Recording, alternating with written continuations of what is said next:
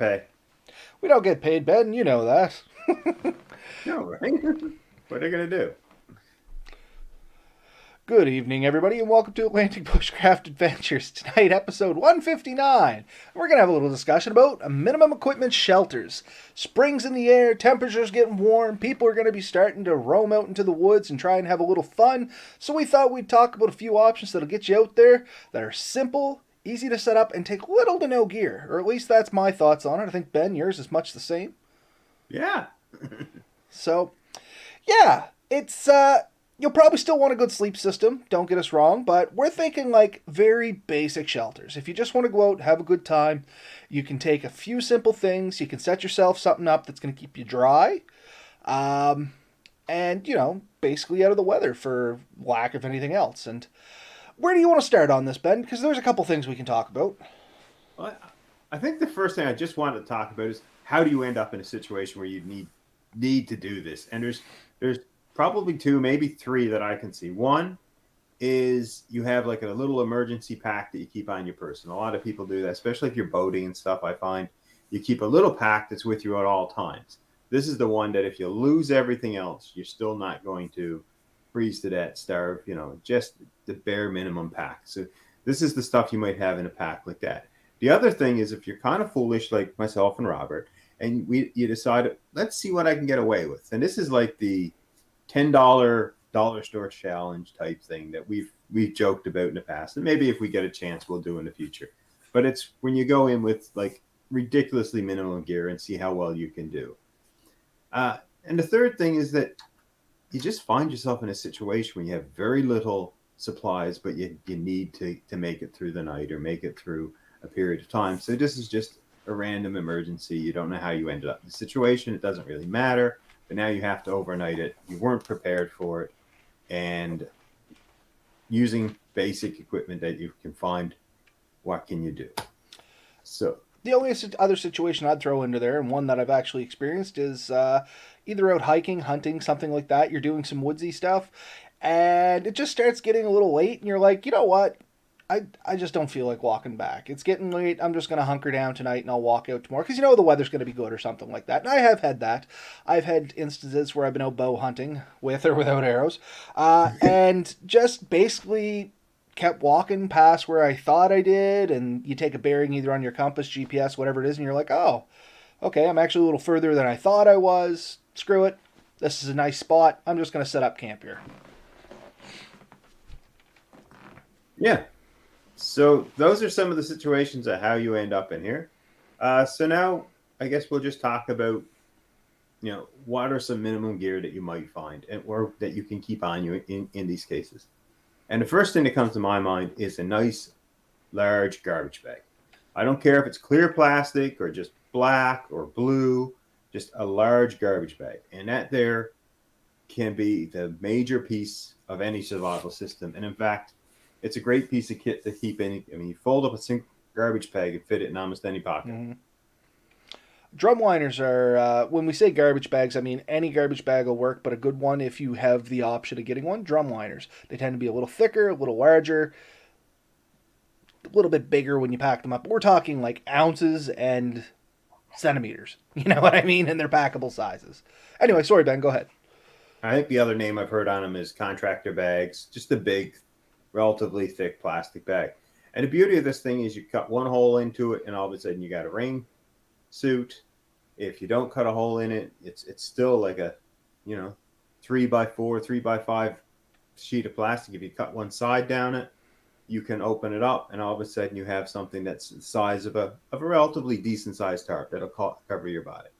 And you can set it up as easy as a lean-to style or a small tripod or like even some kind of plow point. Just get it set up so that you can keep the rain and wind off you. And if you can keep the rain and wind off you, that's a huge difference in how you're going to feel. Is it the only thing you need? No, but it's a big deal, especially in rain and inclement weather, trying to keep that stuff off of you. If anybody's ever made a debris shelter, and we have talked about this in previous episodes in like primitive shelters or something like that, or natural shelters. But anyway, a drum liner with a debris shelter, or something like that. I mean, it's a wonderful combination, and that's just in the woods, hopefully, that you can find. And the other important point that I want to point out to people is everybody thinks that your shelter has to be big. You have to be able to sit up in it. You have to be able to, some people even want to stand up in it, which is not the case, especially if you're on minimum equipment or something like that. Keep it small. The small as you can, the better off you'll be, because then your own body heat, if you have it insulated good, like once again with a debris shelter or something like that, or blankets or whatever the case may be, you're heating less area. And it's just so much easier to keep that area warm and keep yourself warm. Yeah. So with that in, you mentioned a debris shelter, and that was something that we were going to definitely end up eventually one way or the other. Oh yeah, we're good. Well, but the two things that are going to really rob you from heat when you're in these situations is the ground itself and the air above you. And believe it or not, the ground oftentimes is your worst enemy. And it's not what we normally think of. We usually think of shelters as something that goes over us, but you do need to shelter you from every self-ever. And any type of debris, boughs, brush, anything you can stick between you and the ground to create that airspace and that gap is really going to help you. So throw in a few boughs, maybe some leaves or whatever. Get yourself off the immediate cool, damp ground. Get that shelter over the top of you. And then, like you said, you put debris over the top of that.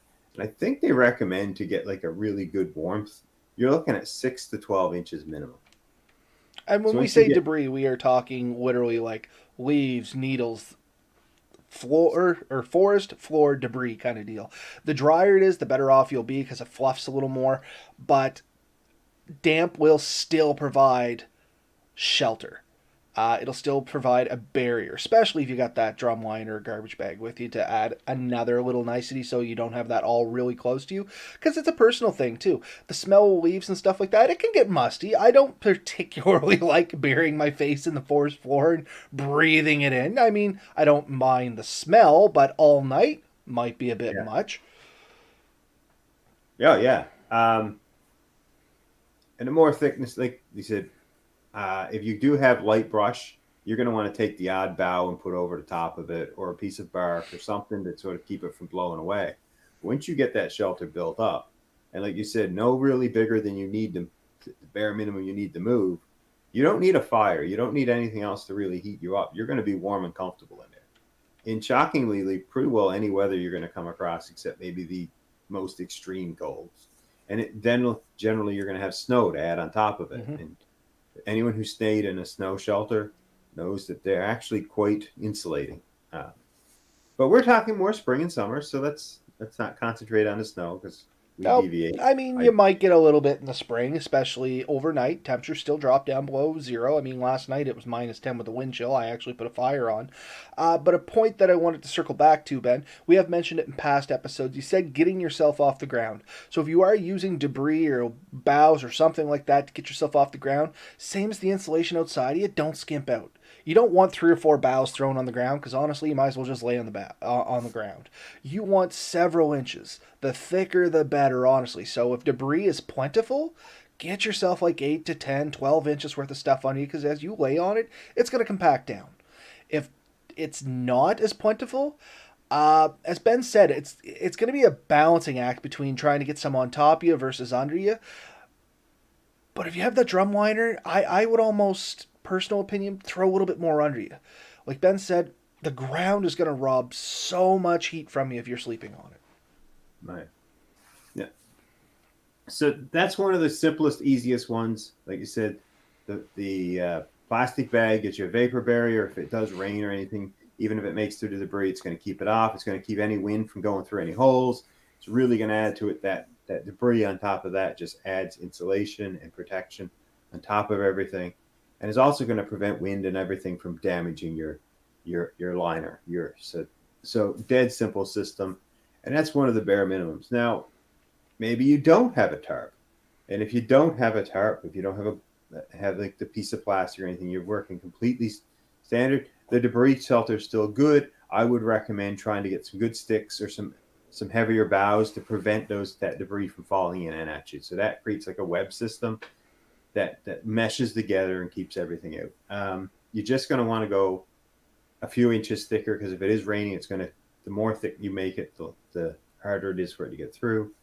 You can always stretch that with good pieces of bark or birch or whatever you can find, anything you can make a sheet out of. Um, No, and it's, and I couldn't agree more. Now, one thing I'm going to say is you said if you don't have a tarp. I broke it down to drumliner versus a tarp because dollar store you can get a $4 tarp. I think they're like 5 by 8 feet. Uh, yeah, that's my. I have one of those in almost any bag I take into the woods, simply for it gives me that additional little bit of coverage. It's a little bit thicker, a little easier to work with. It comes with tile points, stuff like that. You're talking $4. That's dirt cheap. If anybody's seen the pictures I put up at the first Nova Scotia Bushcraft gathering, that was my shelter system for the first night. I literally used a dollar store tarp. I went super minimalistic. I took my hammock and I took a tarp, and that is what I took. Um, so so another item similar to that is a shower liner. You can usually pick them up at dollar store, Walmart, just thin, relatively durable, and those things are what, 4 by 5, 4 by 6, pretty anyways, big, yeah. and usually get a pair of them or one or two in a kit. So And you're still looking at like $2 to $4. These are and dollar store items. and it folds up like in the package it comes in. It's going to fit in a large pocket, or so you got options, right? And the other one, if you're lucky enough to grab them from the dollar stores, they actually make like the Mylar shelters. Once again, Yeah, $4. They're only like what 3 by 5 or 4 by 5 inches in size, half-inch thick, and they basically fold up to the size of a drum liner, and it's already shelter yeah. shaped. You can get the ones that are actually like the triangle. You get a little under you, over you, and they have the Mylar system in them. Those things are absolutely amazing. I have actually slept in one, not the 3-sided ones. I had the old Mylar blanket, and I still commonly use those in super shelter setups or I any kind of lean-to setup. I have the 3-1 to tent style one in my search and rescue kit, and it actually fits in a little pocket. I forget it's there most times. Like I'm every now and then I'm cleaning the thing out, and I'm like, why is it kind of lumpy in this one spot? And then I remember that's even a pocket. And I put my hand in, and I pull out the shelter. I'm like, oh yeah, that's there for a reason. To shove it back in, and it lives there. That's where it belongs, right? And once And I again, showed it. oh, sorry, go ahead. I said I showed it to some people the other day, and I paid less than $5 for it at Dollar Tree. It's Yeah, awesome. no, that's what I mean. If like this is the time to head into the dollar store and pick up some of this stuff now because they're just starting to drag it out for the spring season, and it hasn't been picked over by people like Ben and I, because we're a little slack. But we will go in and we'll raid that. Like the next time I go to the dollar store, I'm going to be looking for these, and I'll probably buy as many as I can afford or whatever they have in stock at the time. Because I mean, Yeah, I give them away and stuff like that when if I happen to be teaching something or something like that on the motorcycle course and bushcrafting comes up, I have them in my backpack and I'm like, yeah, throw one of these in your backpack next time you go. You'd be surprised what you can do with that. They're just that good and that inexpensive. and you can in that one I got. I'm pretty sure you could sleep 2 people in it if you had to. I think so. I've never had one of those 3-sided ones out of the package. That's the plan for this summer is I'm going to take a night in one of those. But it looks like you could do 2 people in it. And you could also change the setup a little bit. You could lower it down because it's fairly tall in the middle. You know what I Yeah, mean? I would almost say you could get 2 people in there pretty comfortably if you lowered it down and mixed it with a debris shelter kind of setup or a TP, or not a TP, A-frame kind of setup. And I think you'd be really comfortable, to be honest with you. like you said, it is tube style. So you have something underneath you on the two sides. It keeps the rain off you. It reflects heat back in at you. If you insulate at the outside, it would be quite an efficient little shelter. The only thing is it's hard to close the ends off. But again, just pile some stuff at the feet and at the head, maybe even a couple of boughs to break the wind, and you're going to be a lot better off. Um, so that's a lot of that stuff. What are some other ideas you have? Well, generally, getting up into the more expensive type of stuff, you can get a lot of synthetic tarps that pack down real small. Like, I mean, both you and I have hammock tarps, and they're massive for the size that they actually Yeah, pack down into. Like, mine is smaller than the size of this water bottle, like 100%. It's probably within arm's reach. I just don't want to go digging through over there. But I mean, it's like just ever so slightly bigger than a pop can. yeah, And I think it's 9 feet by 12 feet or something like that. Mine's hexagonal shaped. I don't have the options that Ben has with some of his, but that one that we took on our outing to the lake with Steve, that green one you had, that packed down super small, and that thing was enormous. And we sat three people under it in front of a fire, and all of us were pretty warm. And it was like stormy. It's still not repaired. Yeah. But I mean, the point is, it worked amazingly for three people. If we had have needed to, we could have modified the setup very easily, and three of us could have got under that tarp and at least had a little bit of sleep that night. Yeah. You know what I mean? No, it's great piece of kit. Even cheaper, falling trees can actually provide a ton of shelter.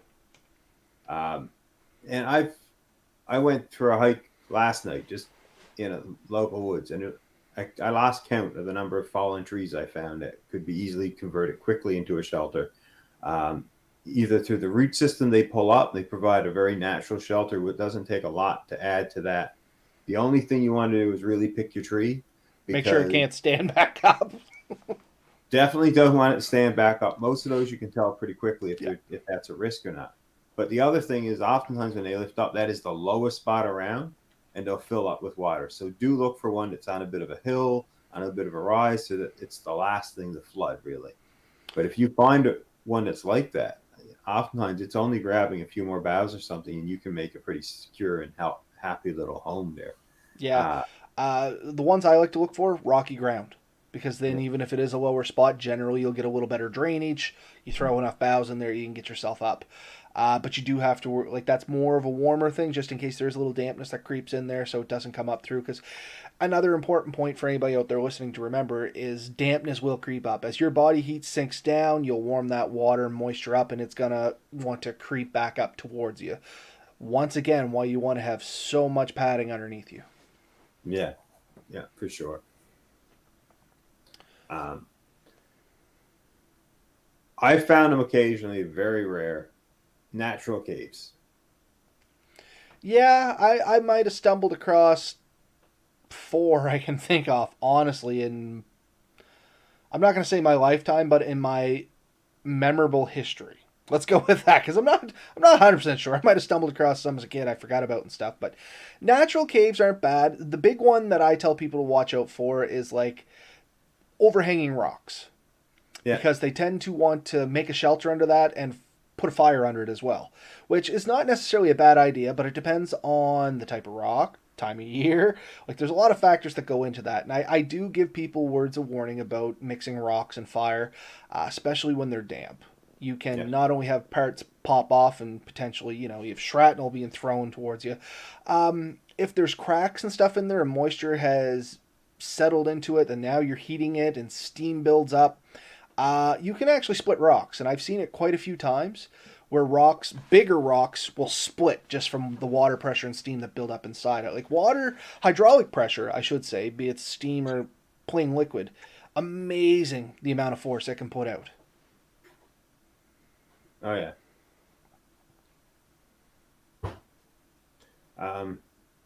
So, yeah.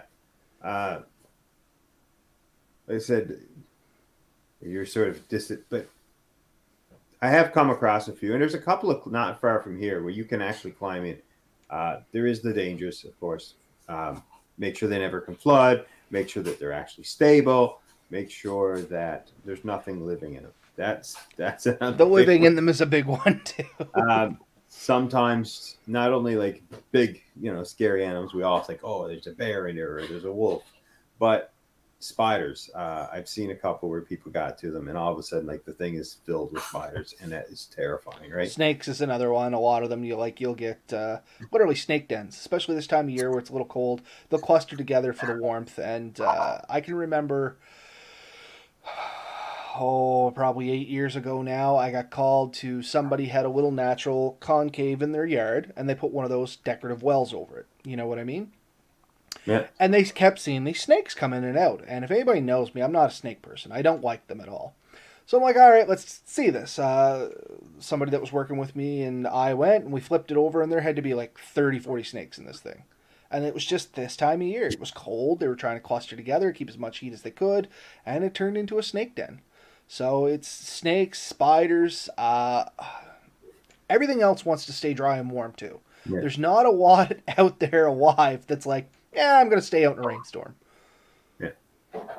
So, fallen trees, natural rock shelters. I found one time in Dover. I think it was Dover we were at, and we went well in, and we found a rock, and the rock was, and it would almost look like if somebody put it there.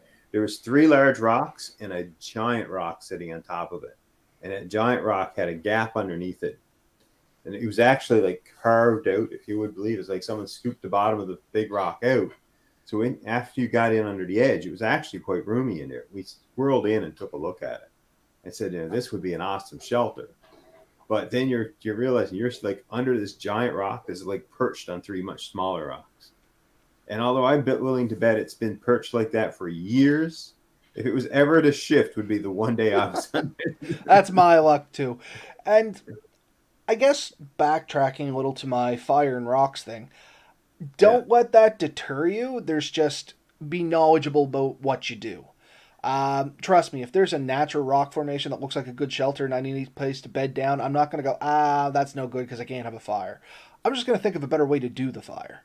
Maybe I won't have it right in the shelter with me. I'll have it outside it so the majority of the heat won't get to that rock at a quick rate. Because that's the big thing. You can have heat into the rocks. You just can't have it to the point where it's going to literally like vaporize any water that would be in there. So you don't want the fire directly on the rock, I guess is what I should be saying. The heat is actually okay. And once you get them warmed up slowly, they're generally pretty good to go. Yeah, for sure. You know what? We keep dancing around it, but just a typical lean-to shelter. They're easy to set up. Just like you said, a fallen over tree. Get yourself on a good little upcropping somewhere where you're not down in a hollow. Throw a few sticks over one side. Throw some boughs over if it's warm enough, and just leave one side open. If you happen to get a little rain, it's going to shed the water off you. You can generally have a pretty good snooze on one of those. Now, the lean-to is a great shelter. There's no doubt about it. And it gives the advantage where you can have a decent fire out front and keep yourself pretty comfortable for a long time. But I've really been sort of liking the idea of like the more plow point style where you have it down to one single point and you got two sides of protection. It means when the wind moves, you still have a little bit more protection. And in your opening is where it should be in direction the wind is least likely to be coming from. But with everyone, like regardless whether you use lean-to or the plow point or some other hybrid or different version, if you have two people and you make two lean-tos that face each other, that's awesome. But a lot of people miss is they think, we should put the wind to the back of one of them. No, you want to actually put it a little bit like almost 90 degrees to them. Mm-hmm. And the reason for is if you put a fire in between, it'll keep the smoke clear of it. Yep. And if it does move, then it should keep you protected either way. But and that's a good point. If you do have a buddy, lean-to shelters are so great because one person can have one heck of a snooze while the other one tends the fire. You know what I mean? And then usually you do 4 or 5 hour shift and then you switch over. And I mean, 4 to 5 hours a night doesn't sound like a ton of sleep if you were in your own bed. You're out in the woods, it's not a bad little rest. You know what I mean? Yeah, for sure. And of course, if you pile the wood that you're burning all night upping into the wind, that adds to your shelter, right? But it all involves time. And that's the thing. How much time do you have? And that's kind of where we came back why the drum liners are so good and why the tarps are so quick. Set the same shelter up, none of the real work. Yeah. Over and above all this, none of them is, and we've mentioned it already, but none of this matters if you set it up in the wrong place. Right? Best shelter in the world is absolutely useless if you set it up in the wrong place or very much the wrong direction. No, and that is 100% true. So, as Ben said, right direction is going to be try and get the wind not directly at your back, although that's not bad. But if you can kind of get it at a 45 to 90, that's going to keep a lot of the smoke away. And if you do have a fire in front of you, you're still going to get radiant heat. I mean, it has to be a pretty strong wind to be able to blow away radiant heat. You know what I mean? We're talking hurricane force winds. And generally, you can offset the size of your fire if you have the availability to make a fire. And going into this, I guess, a little disclaimer, I'm assuming you're going in with the basic stuff to go into the woods, which is going to be a source of fire, a knife, a compass, the stuff you're technically required to take into the woods by the regulations of the Hunting Act and stuff like that, is what Yeah. I think. Because I try to hold that true to any time I go into the woods, not just when I'm hunting. That we have a couple basic things to get you by. You know what I mean? Oh yeah. Um, I can't think of a time I've ever gone to the woods and not had a knife and a lighter with me. I really can't. Yeah. Even if I'm going for a walk down a trail that I know people are on and everything else, I still got a pocket knife and a lighter. I can't think of the last time I left the house without a knife with me.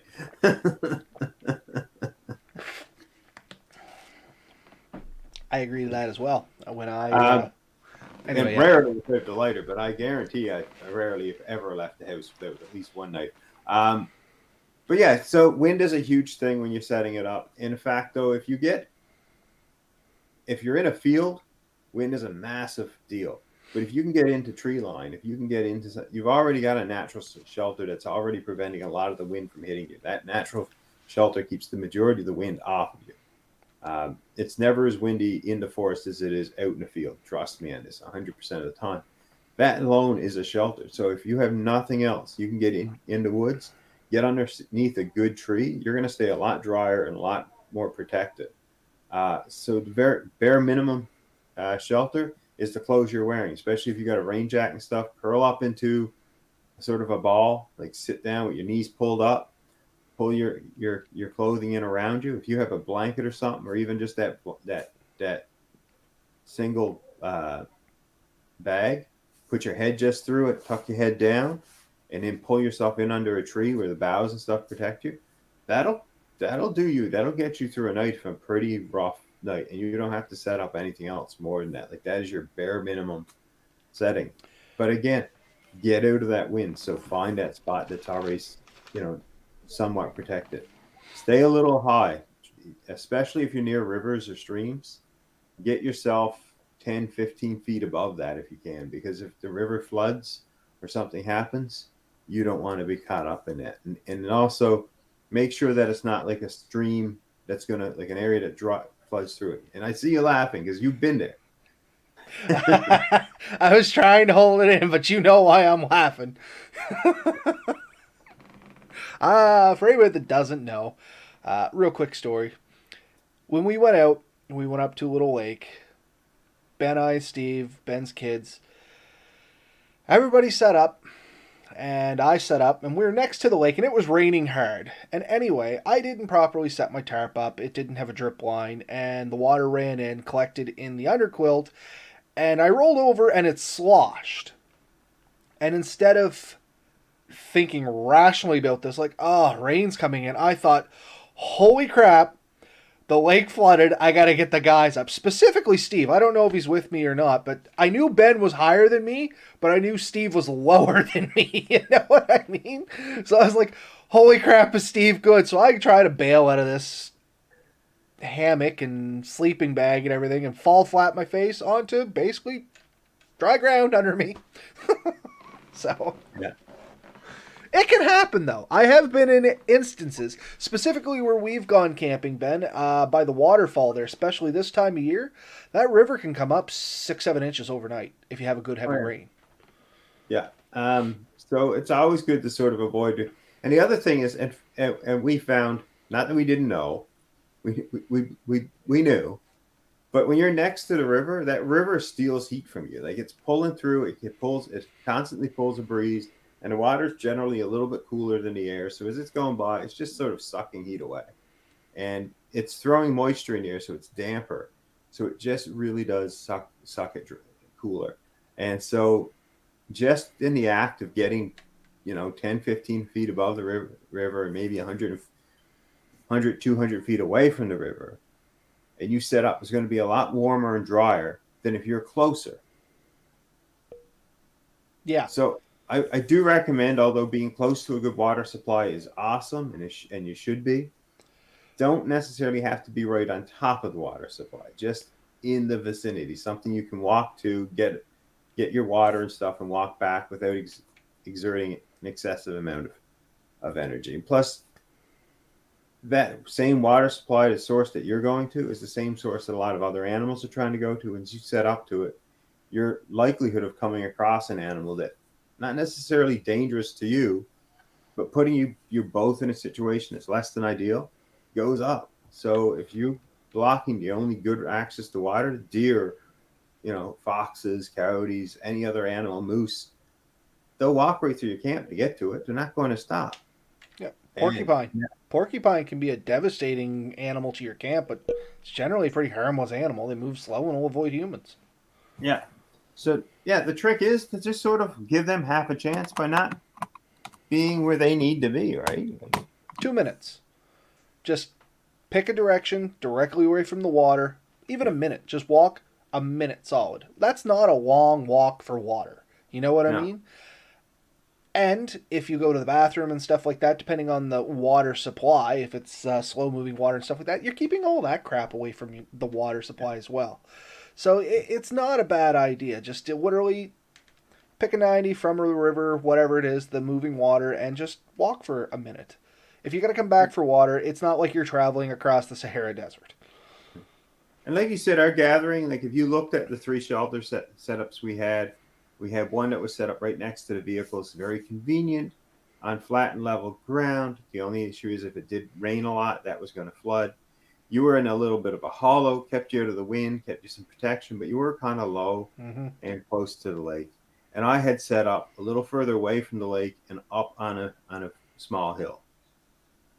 And Yep. so we had three very different setups with arguable good points for each of them. I was very proud of mine. I thought I had picked a pretty good spot.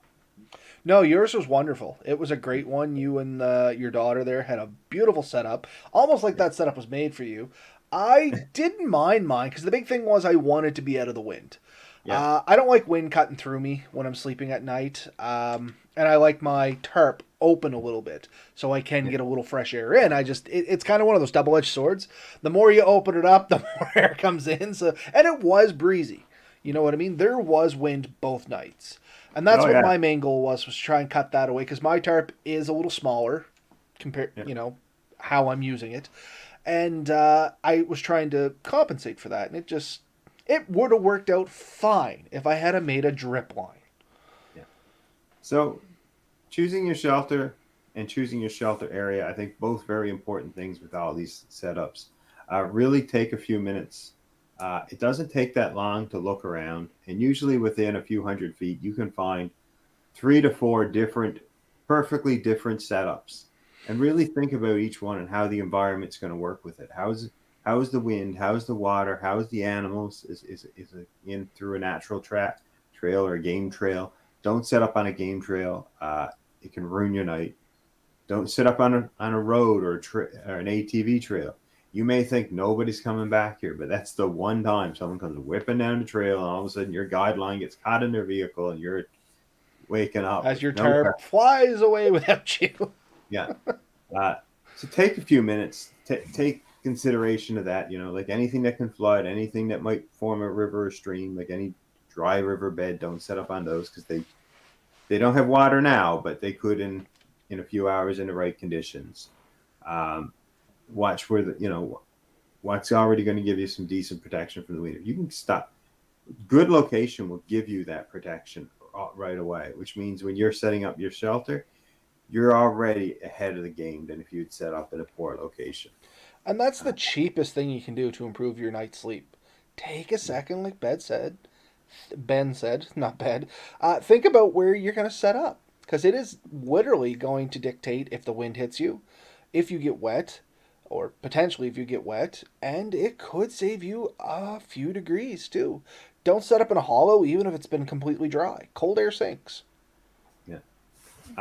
With the minimum setup too, like if you can do it, take your two garbage bags and put one underneath you and one over the top of you, and all of a sudden you've just literally doubled your shelter. Anyone who's ever laid down on a nice mossy bed will tell you that it is as nice as some 5-star hotel mattresses. I mean, but it's damp. So if you can get that dampness out, you're going to have a nice soft bed. If it's not soft enough, literally go a few feet away. You can pick up, 2 by 6 foot piece of moss and place over the top of it. Now you've doubled its thickness. Again, keep that, maybe a few boughs on top of that or underneath that, and then your ground tarp, mattress, or not mattress, or just a garbage bag, whatever you can keep the vapor barrier between you and that, and you're going to sleep a good night.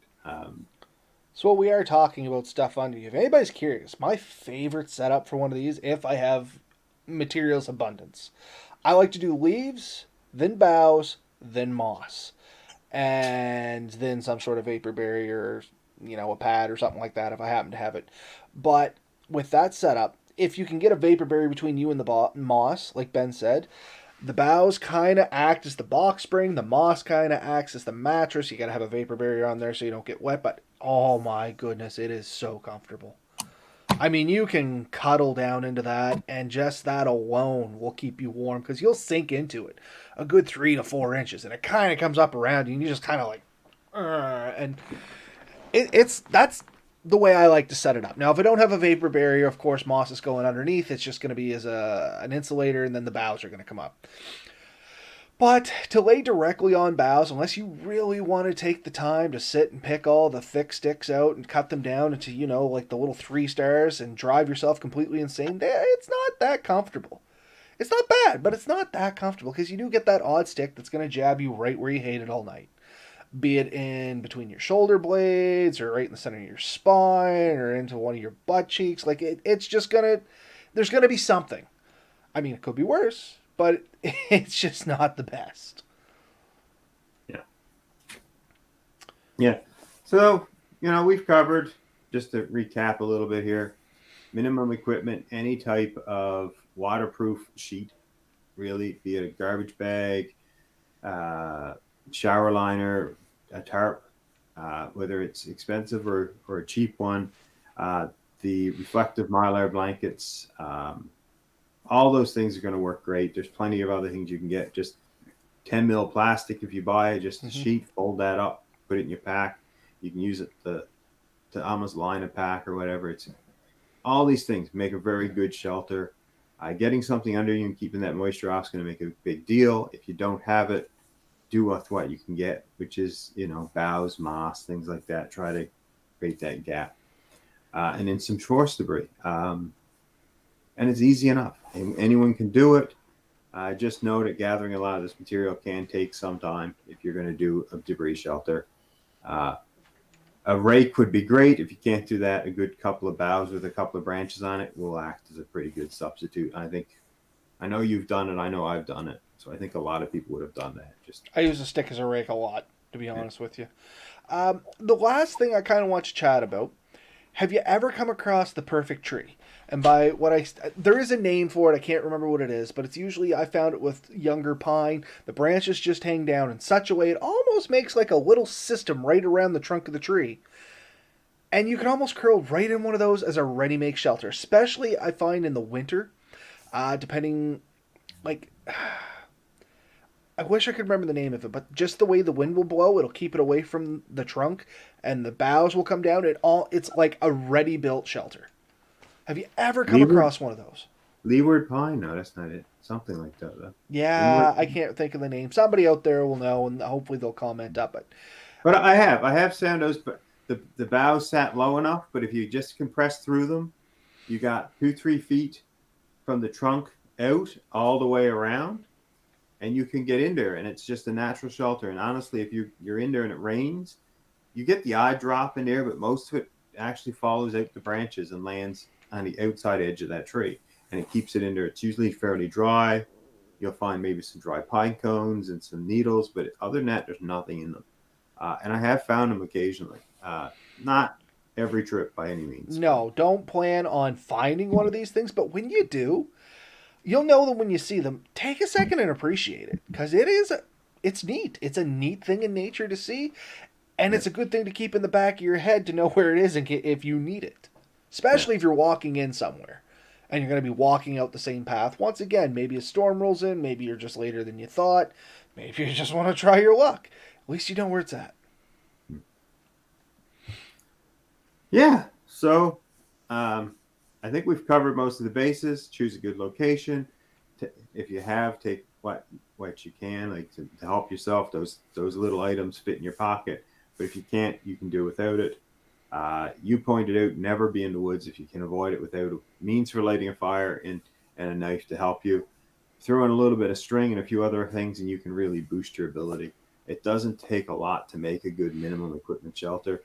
Practicing those skills when you don't need them means when you do need them, you're going to be able to do it much quicker. Because my experience with like completely natural shelters is they are awesome if set up right, but they take usually A a few more lot of hours effort. than you'd expect, right? Don't expect to build even a debris shelter in 15 minutes. You're not even going No, to rake up the debris you need in 15 minutes. no, no. You're looking at a bit of time to do it.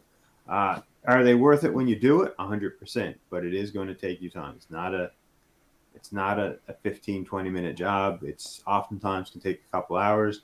I have been in environments where the leaf litter was quite high and there was a lot of dead sticks around, and you could probably whip one out in under an hour. But those have been the exceptions from my experience, not the rule. The rule is the leaves are going to be too wet and damp, and you're going to really struggle with it, and they're spread out so far because there's not as many as you need. So you end up scraping, few hundred square meters worth of debris to get what you really want. That takes time, right? 100%. I can remember actually trying to do like natural shelter overnighter. I'd go in the morning, and by the time I was ready for bed, I was basically just finishing up the shelter the way I wanted it. By the time I made something to sleep on, some sort of containment system to keep the padding and stuff under me, and something to put over my head, and a fire, that was my day, honestly. And realistically, that's more common than not, especially here in the Maritimes where everything is generally a little damp. Takes you a little bit of time to work with it. So don't expect to fire up any kind of natural shelter in a 15 minutes. And I see that a lot. I've talked to people that say they do. Oh, I'm not worried. I could throw together a lean-to in 10 minutes. Try it.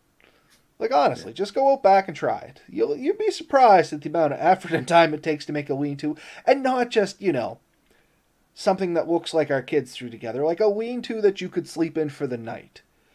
Yeah. No, it takes It's a lot more effort. And if you it's a can do lot it, of effort. if you can do an awesome one that me or Robert would sleep in for the night in under 15 minutes, I would love to go out with you and see what it's like. Yeah, I'd be very curious about that myself. But I mean, even a lot of the big names in survival and bushcraft and stuff like that, they'll tell you too. It's not something that's going to happen instantaneously. You have to be. The other thing is, if you are in a situation where you need to put this stuff up, realize you're probably going to be a little tired to begin with before you ever start any of this. Yeah, yeah. So that's going to slow you down even more. You may be calorie deprived. Like, there's just a lot that works into it. I always tell people don't rely on natural shelters. It's great if you want to try one. By all means, I encourage you to try them. But don't rely on it. Have that drum liner, have that tarp, have that mylar shelter, have something that Yeah. when it all goes sideways, you're like, nah, I got this. Yeah. Yeah. And to me, if you had to rely on a natural shelter, it's night 2 and 3 before you're really going to be like 100% dialed in.